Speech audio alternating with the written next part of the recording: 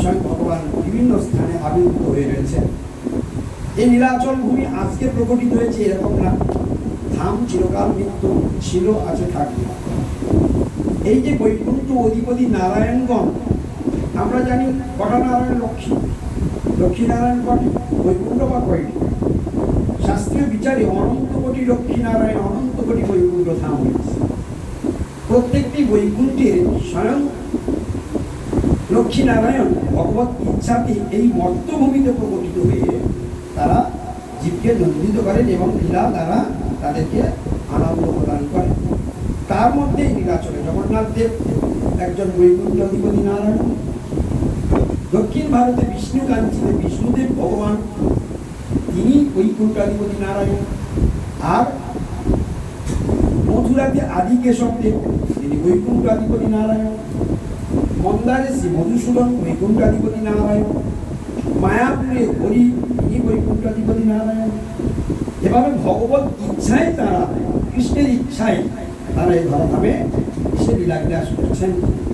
আজ লক্ষ লক্ষ ভক্তগণ, এই জন্য আমরা কীর্তনটার মধ্যে শুনলাম, জয় জয় জগন্নাথ চৈতন্য বল্লভ নিত্য নব নব নব যাত্রা মহোৎসব। স্নান যাত্রা, রথযাত্রা, চন্দন যাত্রা, লক্ষ লক্ষ ভক্তগণের আনন্দ। কাদের আনন্দ দেবার কথা বললেন? ভক্তগণকে আনন্দ দেওয়া। লক্ষ লক্ষ ভক্তগণের আনন্দমান। সুভদ্রা মায়ের জল প্রভু বলরাম, জয় জয় জগন্নাথ অমর। দারু ব্রহ্ম পুরুষোত্তম, জয় ঘনশ্যাম। তাই না? কিভাবে? দারু ব্রহ্ম পুরুষোত্তম, জয় ঘনশ্যাম। তাকে পুরুষোত্তম ক্ষেত্র বলা হচ্ছে, তাকে পুরুষোত্তম ক্ষেত্র, শ্রীক্ষেত্র, কত রকমের নাম পুরীধামে। নীলাচল ভূমি, শ্রীক্ষেত্র ভূমি, হ্যাঁ, আর কি নাম আছে? শঙ্খতীর্থ, ঠাকুর বাড়ি, কত রকমের নামে অভিহিত করা হয়। এই তীর্থ কোনোদিন পৃথিবী থেকে কোনোদিন লুপ্ত হবে না, চিরকালে ছিল, আছে, এই তীর্থ থাকবে। আর জগন্নাথের লীলাভূমি, জগন্নাথের নিরন্তরে এখানে তিনি লীলাবিলাস করবেন। আমরা সাময়িক প্রকটিত হওয়ার কথা শুনে থাকি শাস্ত্রে, কিন্তু বাস্তবিক হচ্ছে এটা নেই।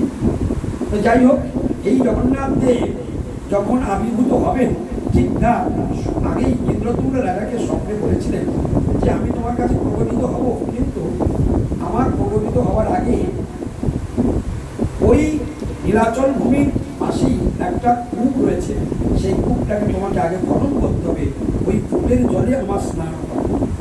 তো সেই কূপের জলে আরো স্নান করানো হয়। 108টি স্বর্ণকলসি পূর্ণ জল দিয়ে জগন্নাথ বলদেব সুভদ্রা মহারাজকে স্নান করানো হয়। শ্রী মন্দিরের ঠিক উত্তর পূর্ব কোণে জগন্নাথ বলদেব সুভদ্রা মহারানীর স্নান বেদী রয়েছে, সেই স্নান বেদীতে বসানো হয়। এবং যখন পহণ্ডি বিজয় করা হয়, পহণ্ডি বিজয় মানেটা কি? স্তবস্তুতি যোগে, হরি সংকীর্তন যোগে জগন্নাথ দেবের মহা ভক্তগণ, যারা অত্যন্ত নিজজন, তারা স্বয়ং আদরের সঙ্গে বহু বাদ্য যন্ত্র আদি কীর্তন সহযোগে, স্তবস্তুতি সহযোগে জগন্নাথকে, বলদেবকে, সুভদ্রা মহারানী করে এক এক করে সুদর্শনকে তারা স্নান বেদিতে তোলে। তো যখন জগন্নাথকে আনেন, তখন একটা দৃশ্য আকাশমার্গে দেবতাগণ, মুনি ঋষিগণ সবাই পরীক্ষা দাঁড়িয়ে যায়। কেন? তারা তো প্রভু, তাদের প্রভুকে আনা হচ্ছে তাদের দর্শন করবার জন্য। এই জন্য জগন্নাথ অষ্টকটি খুব সুন্দর। সেখানে কি বলছে? কদাচিৎ কালিন্দিত বিভিন্ন সঙ্গীত দর্ব মোদাবিনী নারী কদম কমলাস্বাদন রমা সম্পূর্ণ অমরপতি গণেশার ছিল। কারা কারা জগন্নাথ দেবকে পূজা করেন? জগন্নাথ দেবকে কারা কারা পূজা করেন? রমা, শম্ভু, ব্রহ্মা, অমরপতি গণেশার ছিল। রমা মানে লক্ষ্মী দেবী, কার পূজা করেন? জগন্নাথ পূজা করেন। শম্ভু মানে শিবজি, রমা, শম্ভু, ব্রহ্মা, অমরপতি, অমরপতি মানে ইন্দ্রদেব, গণেশ, এরা সবাই যা অর্চন করে, পূজা করে, স্তব। তো যখন জগন্নাথকে শ্রী মন্দির থেকে আনয়ন করা হচ্ছে, পহণ্ডি বিজয় করা হচ্ছে, সেই সময় জগন্নাথকে কিরকম করে নিয়ে যাওয়া হয় বলতো?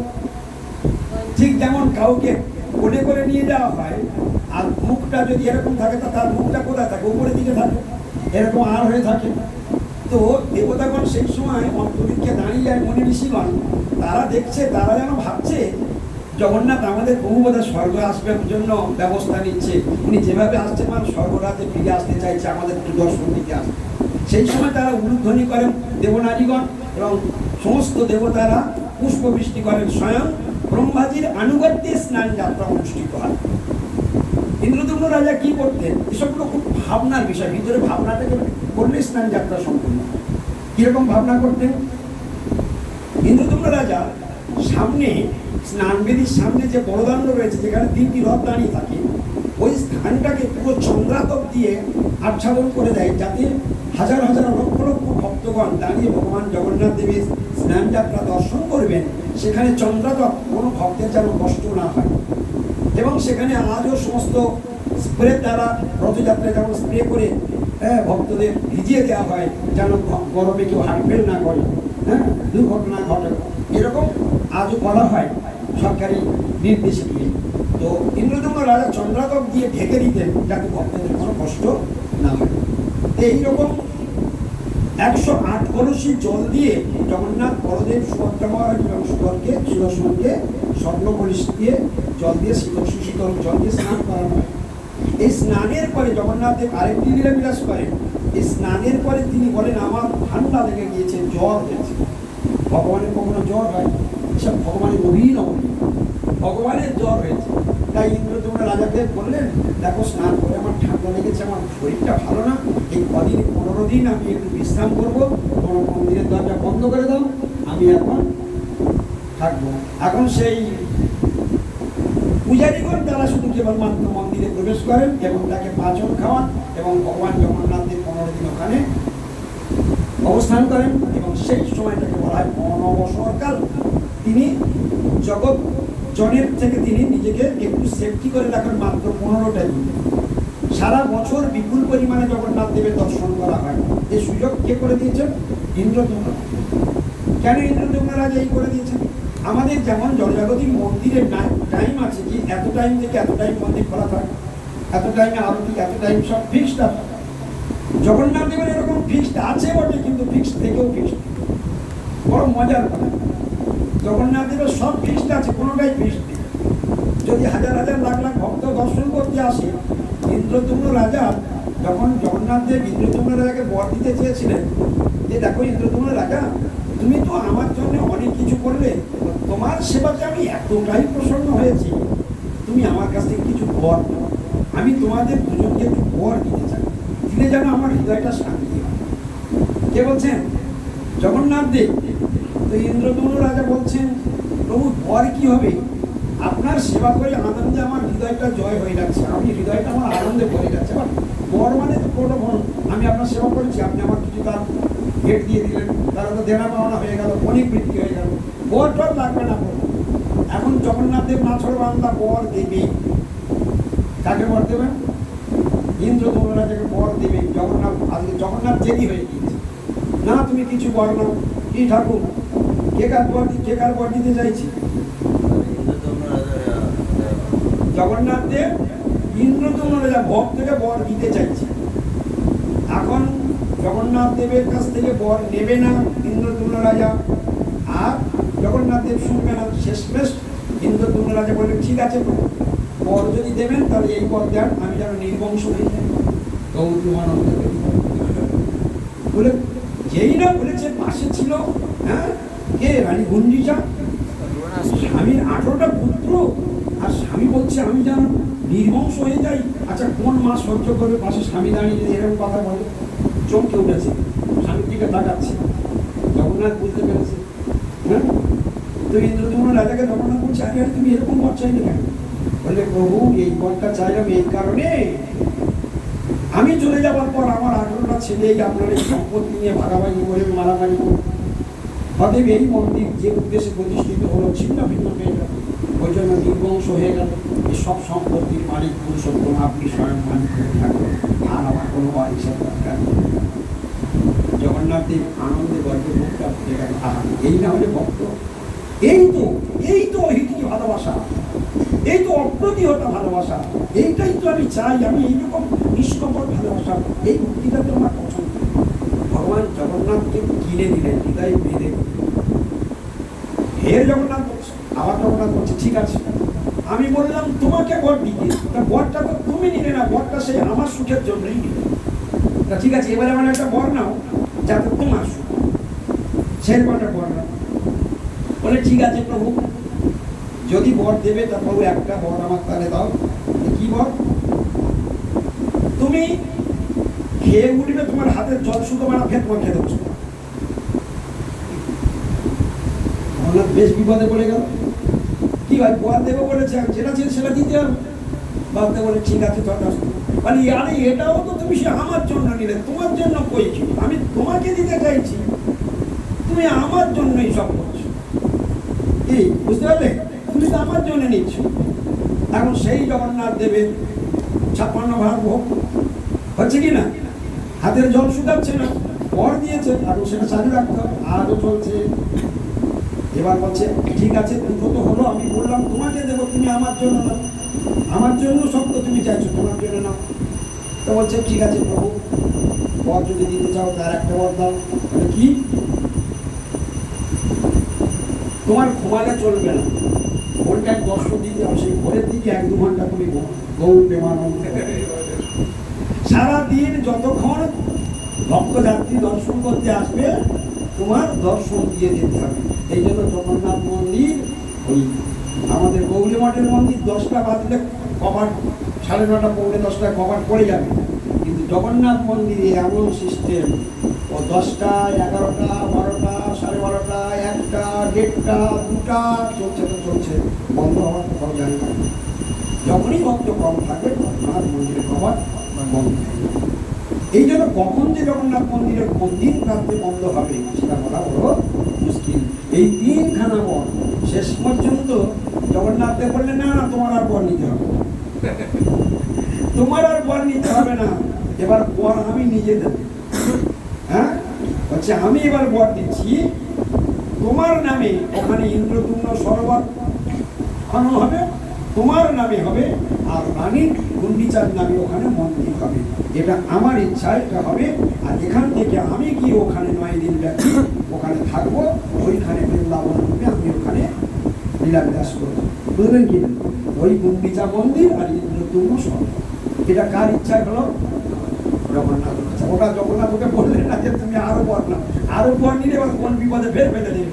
যে ভক্ত যে যারা প্রকৃত ভগবানকে হৃদয় দিয়ে ভালোবাসে, ভালোবাসার এটাই লক্ষণ, বিয়ের সুখ ছাড়া তারা কিছু দেখতেই না। আর আমরা যে ভালোবাসা সংসারে দেখাই, আমাদের প্রত্যেকটা সেবার মধ্যে থাকে ধান্দা, প্রত্যেকটা সেবার মধ্যে আমাদের ধান্দা থাকে, এই করলে এই পাবো, এই করলে এই করবো।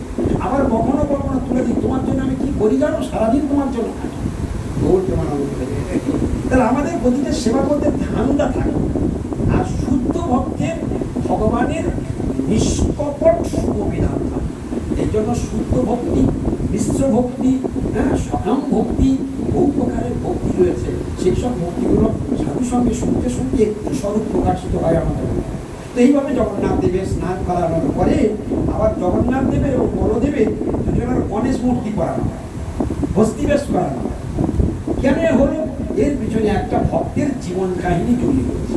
গণপতি ভট্ট বলে একজন ভক্ত ছিলেন, তিনি গণেশের ভক্ত ছিলেন, পুরাণে পড়েছেন। তো গণেশের ভক্ত মানে উনি গণেশকেই ভগবান বলে মনে করেন। তো কোনো সময় এক সময় স্নান যাত্রাতে এসে দর্শন করে জগন্নাথকে, জগন্নাথের মহিমা শুনে জগন্নাথকে দর্শন করতে এসে এখন ওনার বুদ্ধি হলো তো গণেশ মূর্তি, ওই গণেশ তো ভগবান, গণেশ মূর্তি নিয়ে মানে ভগবান বলে দূর, যেখানে নাকি মানুষ করে চলে যাচ্ছে। জগন্নাথ সব মানুষ আমাকে গণেশ রূপে ভগবান রূপে মনে করে, আর আমাকে দর্শন না করেও চলে যাচ্ছে। সঙ্গে সঙ্গে আর সেই যে মানে কারো প্রেম, কারো ভক্তি, তার দৃঢ় বিশ্বাস স্বয়ং গণেশ ভগবান, এই যে তার বিশ্বাসটা, ভগবান সঙ্গে সঙ্গে তাকে নিজে সেবক দিয়ে ডাকালেন এবং তাকে ধরে নিয়ে আসলেন, এবং ভগবান গণেশ এবং বলদেব এবং জগন্নাথ দেব তার হস্তিমূর্তি ধারণ করলেন। আর তাই থেকে ভগবান তার বিশ্বাস হয়ে গেল। এর অনেক আরো ডিটেলস আছে, আমি খুব সংক্ষিপ্ত কারে বললাম।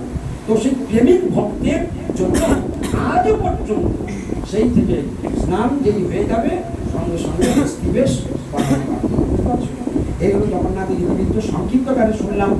আর এই স্নান বেদিতে জগন্নাথের বড়দেব সুভদ্রা মহারানী সুদর্শনী স্নান হয়, ব্রহ্মাজির আনুগত্য করা হয় এবং সমস্ত দেবতাগণ এখানে স্বয়ং বিরাজমান থাকে এবং মহাস্তব স্তুতি তারা করতে থাকে। এভাবে চলতে থাকে।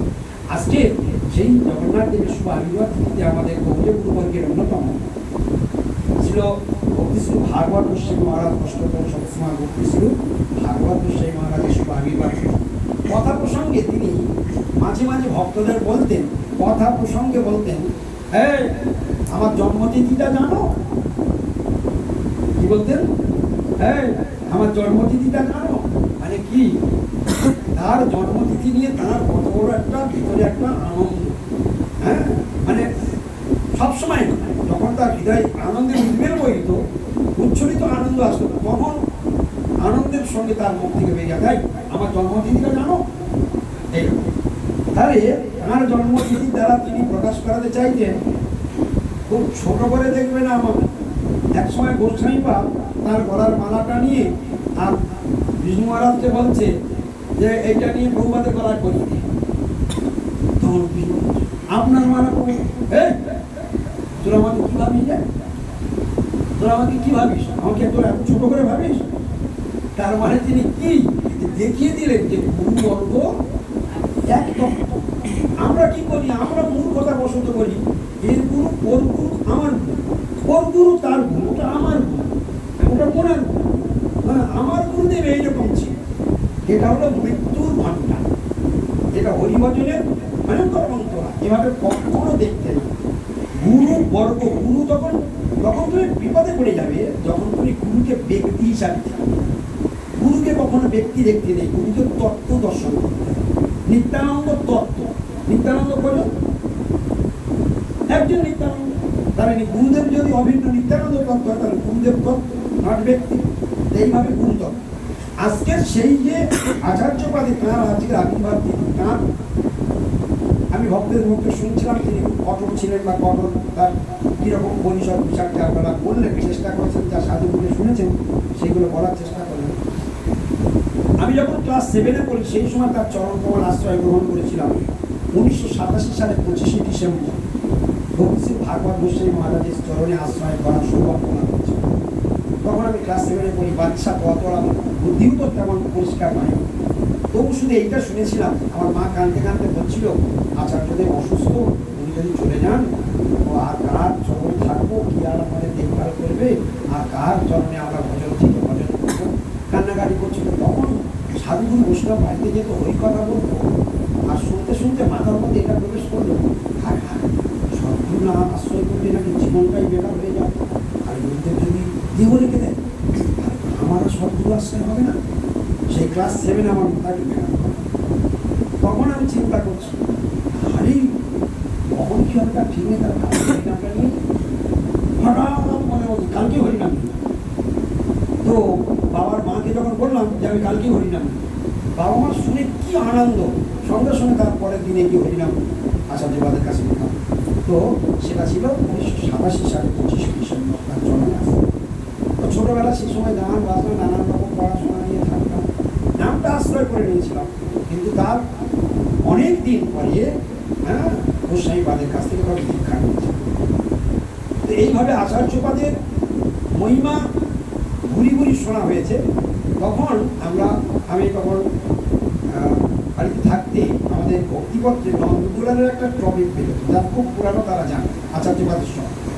তা ভক্তিপত্রে তার যে আর্টিকেলগুলো বেরিত, সেই আর্টিকেলগুলো এত চমৎকার, অতি বড়, যারা একটু শাস্ত্র অনুরাগী শুনলেই মাত্র মানে বুঝতে পারবে, এত কঠিন জিনিস এত সহজ সরল করে বোঝাতে পারতেন। আচার্যপাদের একবারে মানে হাতে গড়া শিষ্য নন্দদুলার, খুব বিখ্যাত। তো তার আর্টিকেল আমি আর আমার বাবা দুজনে মিলে ওইটাকে খুব ভালো করে দেখতাম, খুব রসি রসি দুই বাপেটা পড়তাম। তো সেই সময় তখন এই বলদেব তত্ত্ব উনি লিখেছিলেন, সৃষ্টিতত্ত্ব লিখেছিলেন। তো বলদেব তত্ত্ব একদিন পুরীধামে গিয়েছি, তখন আমাদের সব পুরীধামের কোনো বৈভবই ছিল না, টিনের ঘর, আর একটা অফিস ঘর যেখানে ছিল ওখানে ফাঁকা ঘর ছিল, এতটাই। সেই মঠে এরকম ডেভেলপ ছিল না, বাগবাজার থেকে টাকা গেলে তবে খাওয়া হতো। আজকে সেই মঠ বিল্ডিংয়ের উপর বিল্ডিং, তালার উপর তালা উঠে যাচ্ছে। গুরুবর্গের এত কৃপা। একদিন হেড অফিস থেকে টাকা গেলে তবে খাওয়া হতো। আজকে সেই দিন আছে, এখন সব কোটি কোটি টাকার বিল্ডিং উঠে যাচ্ছে। যাই হোক, সব আচার্যবাদের কৃপা। তো সেই সময় রথযাত্রায় গিয়েছি বাবা মায়ের সঙ্গে, তখন আচার্যবাদের বর্তমানে যেটা ভজন কুটির, ওইখানে আচার্যবাদের টিনের চালার আচার্যবাদ থাকতো।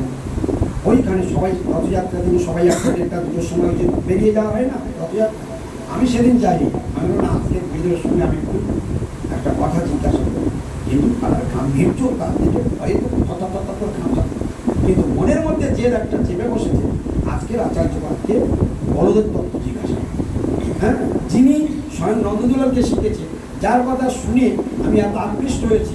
আজকে স্বয়ং গুরুদেবের কাছে, গুরুদেব তো অভিন্ন বলদেব, তাহলে আমি গুরুদেবের কাছেই আজকে জিজ্ঞাসা করি, যা হবে হবে। একদম মন শুনশান ফাঁকা, একদম পিন করলে আওয়াজ হবে, কেউ নেই, সব তোমার রথে বেরিয়ে গেছে। আর আমি যাই, আর আচার্যবাদ তিনি মানে মানে ঘরের বাইরে একটা চালা আছে, সেখানে স্নান করে আছে। যেমন দিব্য জ্যোতি, যেমন তেজ, শরীর টকটকে ফর্সা, যেন রং ঠিকরে পড়ছে, এইরকম তার দেহের জ্যোতি। তো যাবো কি, পাহাড় পাগুলো থর করে কাঁপ আসছে। হ্যাঁ, এতটাই ভয়, বুকের মধ্যে মানে 10 তলা 20 তলার উপর থেকে নিচের দিকে তাকালে কিরকম হয়, বুকটা শুকিয়ে যায়। ও ঠিক সেই রকম দশা হয়েছে। তো কি করবো, তবু প্রতিজ্ঞা যাবো, যাবে হবে। খুব সাহস নিয়ে আস্তে আস্তে আস্তে আস্তে গিয়ে এই পায়ে হাত ধরে এমন গাম্ভীর যায়, হ্যাঁ আমি কে, তারপরে আস্তে আস্তে আস্তে আস্তে তুমি রথযাত্রায় যাওনি না? গুরুদেব, আপনার কাছে একটা প্রশ্ন ছিল। প্রশ্ন? কি প্রশ্ন? না গুরুদেব, আমি একটু আপনার কাছে একটু বড়দেব তত্ত্ব শুনতে চাই। যেই বলেছি বড়দেব তত্ত্ব শুনতে চাই, ওর সঙ্গে ভালো করে উঠে বসেছে। বসে মাথা থেকে পা পর্যন্ত আমাকে দৃষ্টিটা বুঝিয়ে দিয়ে আর বললো, যাও, সময় হলে সব বুঝলাম। দৃষ্টিটা বুঝিয়ে দিল আর বলে দিল, সময় হলে সব বুঝলাম। এইটুকু কথা বলাতে সেই থেকে যে আমার শাস্ত্র চর্চা এবং অনুশীলন রুচি ছিল, আর আচার্যবাদের কৃপাতে সেই শাস্ত্র চর্চা করতে করতে আমি যা পড়তাম গুরুবর্গের আশীর্বাদে আমি সেটা অনুভব করতে পারতাম, এখানে কি কথাটা বলছি। আমি বুঝতে পেরেছিলাম যে এটাই আচার্যবাদে তার কৃপা, তার সাক্ষাৎ কৃপা। এরপরে তার লীলার কথা আমি অনেক শুনেছি। তিনি অসুস্থ লীলা করেছেন, এমন অসুস্থ লীলা করেছেন, নার্সিংহোমে তাকে ভর্তি করা হয়েছে। মঠের মধ্যে সব কান্নাকাটি করে গিয়েছে। ডাক্তার 10টা ডাক্তার মিলে গোল বসিয়ে তার চিকিৎসা করছে, দেহে কোনো শ্বাস। 10টা ডাক্তার মিলে গোল বসে চিকিৎসা করছে, কোনো শ্বাস নেই। 1 সপ্তাহ ধরে হাসপাতালে, এই নার্সিংহোমে। 2জন কর্মচারী যায়, 2জন কর্মচারী আসে, কন্টিনিউ আচার্যবাদের কাছে থাকে। 1 সপ্তাহ পরে হঠাৎ উঠে বসে, আমি এখানে কেন, এখানে আমার কে নিয়ে এসেছে, এখানে আমি কেন? আমার কাছে আপনি তো অসুস্থ ছিলেন। কে বলেছে আমি অসুস্থ? এখানে কেন তোমরা নিয়ে এসেছো? আমি এখানে ছিলাম, আমি কোন জায়গা ছিলাম, আমি সেইখানে ছিলাম, আমি এখানে তোমরা কেন নিয়ে এসেছো? চলো চলো চলো চলো। আর ডাক্তারি স্বাস্থ্য ওরা বারবার গবেষণা করে বুঝে পাচ্ছেন এই ব্যক্তি যে অবস্থায় আছে, মৃত ছাড়া কোনো ডাক্তারি শাস্ত্র কিছু নেই, তিনি মৃত ব্যক্তি, কিন্তু মৃত বলে লিখতে পারছে না। একদম অন্যান্য লক্ষণগুলো দেখা যাচ্ছে। সেই আচার্যবাদ ছোট্ট একটা সজ্জন মহারাজের মুখ থেকে এই লীলাটি শুনেছিলাম। তখন সজ্জন মহারাজ এলাহাবাদ মঠের ইনচার্জ, এলাহাবাদ মঠের ইনচার্জ তিনি। তো সেই সময় গুরুদেব সেই 1 মাস কালব্যাপী উৎসব হতো এলাহাবাদে, আর আচার্যবাদ ওখানে 1 মাসই থাকে। 25 দিন উৎসব হয়ে গিয়েছে। হঠাৎ আচার্যবাদ বলছে যে সজ্জন মহারাজকে ডাক। তো সজ্জন মহারাজ এসেছে। সজ্জন মহারাজকে বলছে, কাল ধরেই প্লেনের টিকিট কাটো, আমি যাবো, সেবাও যাবে, তুমি কাটো।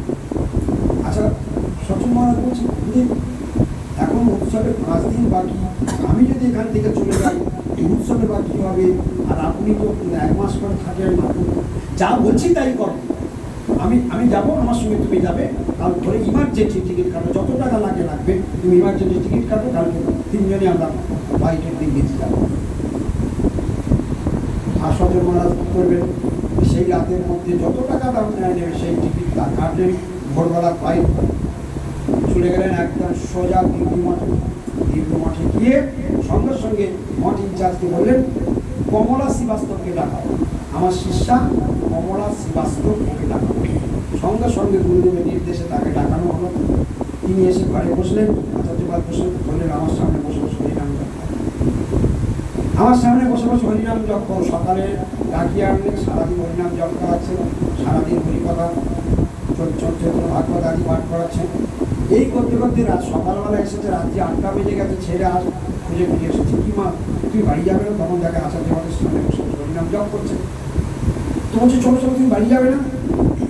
তখন বলছি হ্যাঁ বাবা যাবো, গুরুদেবের হরিনাম করতে বলেছে, তো এই হরিনাম করে আর যাচ্ছি। তো বলছে কালকে আমি ভোরবেলা আমি আমেরিকা চলে যাবো, আমার ফ্লাইটের টিকিট কাটা আছে, তুমি এত দেরি করছো। আচার্যপাদ বললেন, ছেলেটাকে বলছে তুমি বলে দাও ট্রান্সফার করে তুমি কালকে যেতে পারছো। আচার্যপাদ শুধু এই কথাটি বললেন, তুমি বলে দাও তুমি কালকে যেতে পারছো না, তুমি ট্রান্সফার করে জানি। ছেলেটা বলছি গুরুদেব না না না না, এর আগের টিকিট একটা ক্যান্সেল করেছি, ফের আবার এটা আর ক্যান্সেল করা যাবে না। আচার্যপাদ কোনো কথা বললেন। তারপর গুরুদেবের আদেশ নিয়ে হরিনাম করতে করতে বলে হরিনাম করতে যাবে, হরিনাম করতে করতে। এবার পরের দিনে ভোরবেলা করে মা কীর্তন করে, শঙ্খ ঘণ্টা বাজে, উলুধ্বনি বাজে, ছেলে জানতে পারে।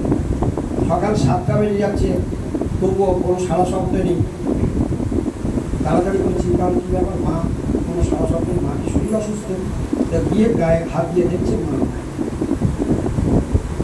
মা আর নাই।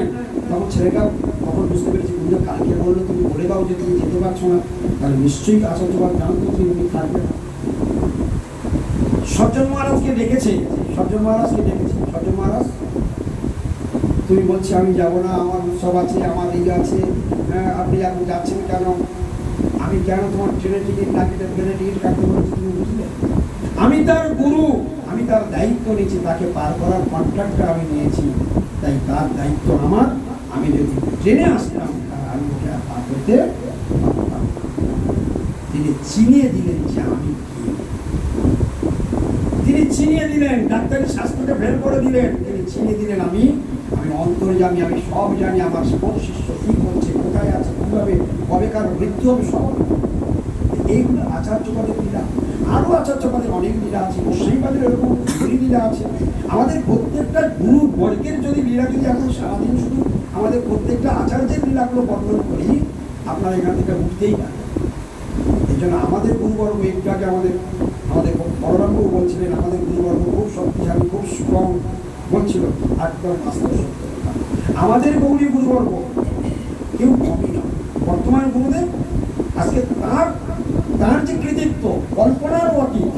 আমরা যখন দাঁত থাকতে তখন দাঁতের মর্যাদা দিই না। বর্তমান গুরুদেবের মহিমা আজকের মিশনকে কোন জায়গা থেকে কোন প্ল্যাটফর্মে তার গুরুবর্গের চরণে দাস হয়ে পড়ে আছে বলে মিশনকে আজকের কোন প্ল্যাটফর্মে তিনি পৌঁছে দিয়েছেন। আর প্রতিজ্ঞা করেছেন, আমি যে কদিন আমার দেহে প্রাণ থাকবে মিশনকে একটা জায়গায় দাঁড় করিয়ে দিয়ে তবে আমি ফিরব। আজ বলে তার মুখে সেই কথা আমি শুনি, তার সঙ্গে তো আমার প্রায় কথা হয়।